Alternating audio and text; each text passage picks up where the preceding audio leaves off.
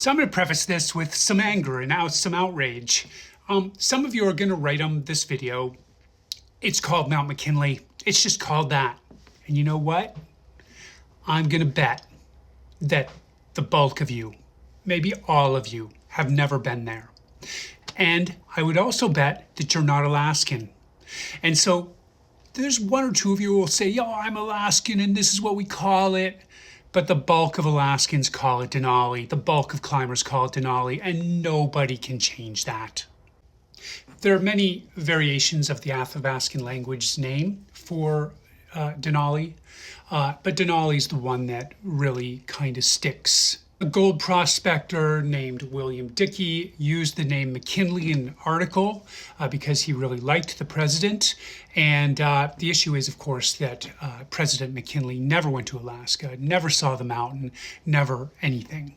In 1916, when the park was going to come online, a guy named Thomas Riggs felt like the word Denali wasn't descriptive enough and preferred the name McKinley. So it was called McKinley Park and Mount McKinley.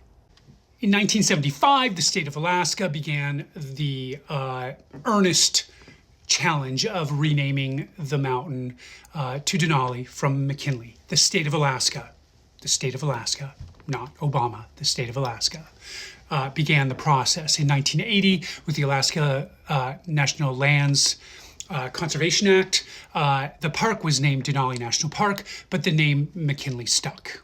The battle continued up until 2017 when Interior Secretary Sally Jewell used a provision within her power to rename the peak.